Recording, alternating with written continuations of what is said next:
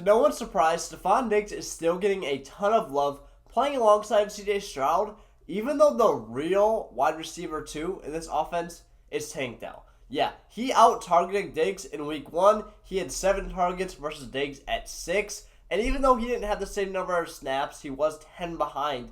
He only had 1 less route run than Diggs.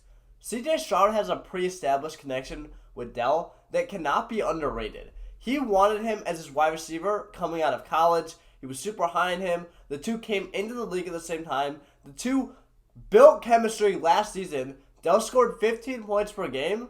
And Diggs is coming in here. He scores 2 touchdowns. Has a big fantasy week because of that. And people are saying, oh yeah, Diggs is automatically the wide receiver 2. He's the guy. Dell is nothing. You can take advantage of this right now. In my home leagues, no one wants Tank Dell. He's the wide receiver 29, 64th player overall on Fantasy Calc as well. So you can get him for high-end wide receiver 3 prices when he is at minimum a wide receiver 2, low-end wide receiver 2 to extremely high-end flex option every single week. Now, that's just right now. Stefon Diggs still hasn't turned to dust yet, which I really do expect to happen near the end of the year. That's when we saw him fall off with the Bills. And it wasn't just because of the situation. No, his efficiency metrics were extremely down. If you can take advantage of Diggs having that big week and people are thinking that Dell is going to be the odd man out, go buy Dell right now. So today, we're going to look at the film, and even though Dell had a pretty disappointing 9-point performance in week 1, we're going to look at those 7 targets and see if you should be concerned or if why I believe you should be optimistic is a correct take. First target of the game, Dell is going to run a simple little hitch. It's going to be just a quick throw and catch, get him under rhythm, and they clearly want to get Dell involved here. Just give him the ball early and often. First drop back for Stroud to Dell. He has the separation. Again, it's going to be a pretty quick throw, so doesn't have too much time to actually create more separation than this, but ball needs to be placed either outside or inside, right in this range to where he can catch it, but ball has to be on top of him. Dell has enough separation. He did his job. Now Stroud just needs to get the ball here. He fails to do so, though. The ball kind of sails out. You're going to see Dell's right here. The ball lands over here. Even though the cornerback did a good job making Dell uncomfortable, and it would have been a tough catch to hang on to either way, Stroud put it to where Dell had no chance, and even though Dell did his job, drew the target, was looked for early and often by the Texans, he wasn't able to bring in a catch, which would have been a nice fantasy point to get this game started. On this play, Dell is actually being used more as a decoy. It's going to be just a little corner, little out route by Dell. Again, he's not actually going to be the focal point of the play. You'll see Stroud looks here. They're going to want to actually check the ball down to Dalton Schultz. He's going to be right here, and Dell is going to be used to draw the defender away. However, Stroud doesn't end up throwing there. He's going to check back, not open, looks back to the other side, and you'll see Dell settle down right here. Again, going back to my point, corner's on him, but he's also bringing this safety attention to hopefully free up the middle of the field. That's his job there. He's not looking for the target, doing his role to perfection, but he doesn't necessarily need to be the number 1 option on every single play. What he does so well is we're going to see here, play breaks down, Stroud, and he just does an amazing job. You see him cut back to the bottom, improvise on the run, and get on the same page with Stroud. Him and Stroud clearly have a lot of connection. Obviously, you remember the story about Stroud wanting to draft Dell out of college, and the two have worked together a ton since coming into the NFL at the same time. They're on the same page right here. Gonna throw the ball completely wide open, and that's a nice 8-out as well. Again, Dell also very shifty, makes a man miss, gets up the field, and gets those extra yards as well, which don't seem like a big deal, but turning that into an additional 5, 6, 7 yards is very helpful for your fantasy team. I hear this a lot. Dell is so small, he's not going to get targets in the red zone. He has no touchdown upside. Well, here's going to be a target in the end zone, in the red zone, where he's going to run a little corner out to the back of the end zone, and he's going to be the primary read for Stroud as well. This is very tough. I don't really love the concept. Again, play fake, gonna break in. Yeah, so he's gonna kind of sell like he's running a slant, break back to the back of the end zone. I don't mind the route. Stroud is looking his way. He gets a little bit of separation. I mean, it's clearly not enough because the defender's right on his hip. If Stroud does throw that ball to the back of the end zone right there, maybe that's reception. It's going to be a very tough play, but you do have one of the better quarterbacks, so it's not like this is never going to be a completion. I think it's a very low percentage throw here, and we're going to watch it play out. Again, he has a little bit of separation, but it's just going to be out of bounds. You do like the fact that Stroud was looking for him off the play fake. He's getting involved in the red zone. I would have drawn up a different play call, and the Texans are thinking of him. Next time, hopefully they'll draw up a better play call, give him a little bit more room to operate, but it's the thought that counts here. Him running the route in the red zone, him drawing the target in the red zone. Another play where Dell ends up improvising, but he's going to run a nice little just out route. It's going to be more of a speed out, actually. And he's actually really open here, so we're going to see Stroud get the ball, look, and Dell has a separation. You throw this ball right here. That's going to be a nice little 5-6 yard pickup, and potentially, if he hits him perfectly in stride, he can turn upfield and get a first down with that as well. But Stroud kind of just isn't on the same page, looks away right when he's open, and that's going to cause Dell to run up the field, kind of just become a decoy and try and help his teammates out. Stroud continues on. Dell is not giving up on the play, though. Comes back, finds a soft spot on the defense. Great throw by Stroud as well. You love to see a quarterback that can get the wide receiver the ball in that scenario, and picks up another cheap little reception off of improvisation by Stroud.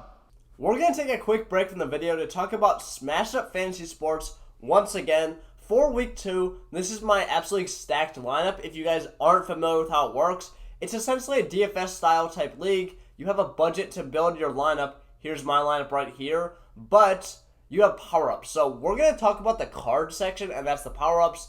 And essentially how it works is you can play these cards on specific players. So it's not like it's just a one power-up fits all, makes it super lucky. No, this has an element of skill as well. So we're going to go through it. You obviously have like starting defense, all-pro defense, where your defense gets a 2 times multiplier, 2.5 times multiplier.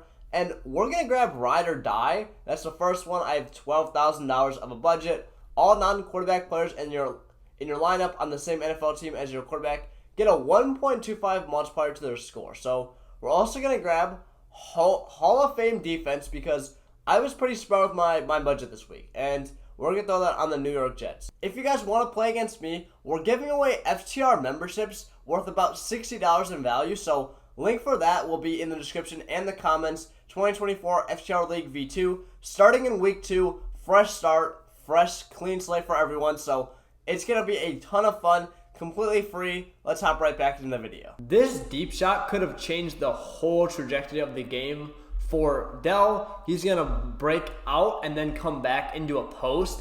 And we'll see. He's going to draw the target here. Solid route. You're going to watch what happens. Just a little behind him. Yeah, again, breaks like he's going to the sideline. Stroud's looking for him. He has enough space here. Again, you would like to have him a little more separation. He's not wide open. But he's in front of his cornerback. You put that ball in front of him. Put it on the run. Drop it over his shoulders. And that's a touchdown. Obviously, he could have got a little more separation, like I just said. But, I mean, he has to step on his man. And when you're going 60 yards down the field, that's really sometimes all you need and can get. Stroud just throws behind him. Lucky it's not intercepted, but that would have been a massive play. He did a solid job getting open. And again, drew the target deep down the field. So if that was a reception, that would have been a massive play for fantasy owners of Dell. This is painful to watch, and you really aren't going to see Stroud miss this throw very often. Kind of drew that poorly, but it's supposed to be a corner route. You're going to see Dell, bottom of your screen. Stroud get the ball, play fake. Dell is going to break this like he's running a post to the middle of the field, and then just cut this out to the sidelines. We'll see on his defender, number 28, I believe, 38. It just absolutely cooks him. Elite route. Look how much space he has here. Defender here, no shot. Defender completely turned around. Look at all this space for Stroud to throw the ball into. And unfortunately, even with that elite route, it's just going to get sailed about 3 to 4 feet in front of him. So 3 to 4 yards to feet. I don't even know. Just very bad throw by Stroud, unfortunately. And even though Tank Dell was open down the field, that probably would have been a 20-yard reception, which would have given you an additional 3 fantasy points for Dell. Target number 7 and the last one on the day is going to be a very similar concept, except this time they're not going to go snap throw to Dell. You're going to see Stroud get the ball, play fake to the right, comes back, and Dell, the corner's lagging off of him. Again, you can see he has a lot of space here. I don't really know where he's looking. Dell is just wide open. I guess Stroud is looking to the middle of the field, so maybe he's going to try and help on Diggs. There would be no point in doing that, but that's the only thing I can think of. Comes back down, Diggs creates the separation over the middle, pulls those defenders right here, 1, 2, 3, and it's going to be a check down to Dell instead. And he does a good job moving to the spot instead of just standing there very stationary. So he gets the ball, tries to make a move upfield, but ends up getting a nice little, dump off. And when Stroud is not able to find anyone in the middle of the field, when he just needs a security blanket, we've seen multiple times that he's willing to make a play in improvisation if he's out of the pocket, or if Dell is available to check the ball to, he is perfectly fine checking the ball down to Dell. And with the connection they built, the repertoire they had coming into the draft, and how they really clearly respect each other, really want to play with each other, and we saw that a lot last year, and I expect that to continue even with Stephon Diggs. Stephon Diggs is great, but Dell is a guy that Stroud clearly already trusts, and trusts him more than Diggs in those situations, and we saw it in week 1. After watching the film, Dell is a guy that I'm buying. I'm super high in. A lot of his targets looked very promising, weren't his fault, and I don't expect Stroud to continue to miss some of those throws that he did in week 1. Now, heading over to give you some actionable advice, we're going to look at Fantasy Calc, and some real trades that are going on is Tank Dell for Brian Thomas. I love Brian Thomas, but give me Tank Dell all day in that scenario. You also have Tank Dell straight up for Keon Coleman.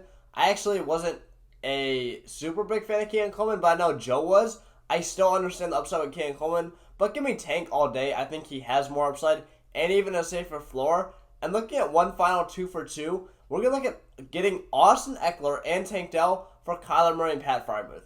That's a little tougher because Kyler Murray is also a guy that's great and is super, super talented, but I'm going Tank in that scenario. And one more interesting trade is Jordan Mason for Tank Dell.